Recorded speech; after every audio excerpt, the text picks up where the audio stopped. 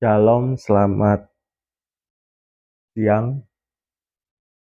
Tuhan Yesus memberkati. Renungan hari ini dengan tema Yesus hidup di kita, maka semua akan datang dalam hidup kita. Saya ulangi temanya, Yesus hidup di dalam kita, maka semua akan datang dalam hidup kita. Firman Tuhan terambil di dalam Lukas 5 ayat 1 sampai yang ke-11. Lukas 5 ayat 1 sampai yang ke-11. Saya akan bacakan. Pada suatu kali Yesus berdiri di tepi pantai Genesaret. Sedang orang banyak mengerumuni, dia hendak mendengarkan firman Allah. Ia melihat dua perahu di tepi pantai, nelayan-nelayannya telah turun dan sedang membasuh jalannya.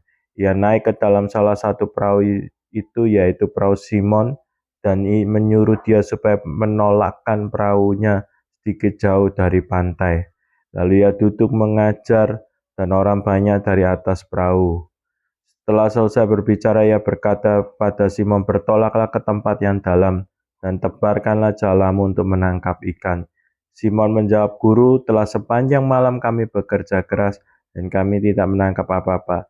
Tetapi karena engkau yang menyuruhnya, aku akan menegarkan jala juga. Dan setelah mereka melakukannya, mereka menangkap sejumlah besar ikan, sehingga jala mereka mulai koyak. Lalu mereka memberi isyarat kepada teman-temannya di perahu yang lain, supaya mereka datang membantunya, dan ia datang. Lalu mereka bersama-sama mengisi kedua perahu itu dengan ikan hingga hampir tenggelam. Ketika Simon Petrus melihat hal itu, ia pun tersungkur di depan Yesus dan berkata, Tuhan, pergilah daripadaku, karena aku ini orang berdosa. Sebab ia dan semua orang bersama-sama dengan dia takjub oleh karena banyaknya ikan yang mereka tangkap. Demikian juga Yakobus dan Yohanes anak Zebedeus yang menjadi teman Simon. Kata Yesus kepada Simon, jangan takut, mulai sekarang engkau akan menjadi penjala manusia.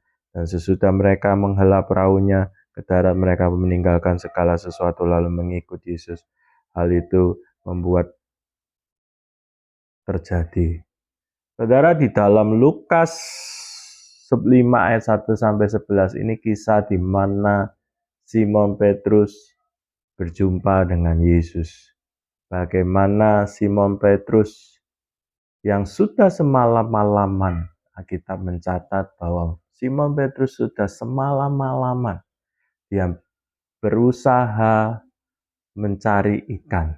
Karena Simon Petrus adalah basicnya nelayan, dia berusaha mencari ikan semalam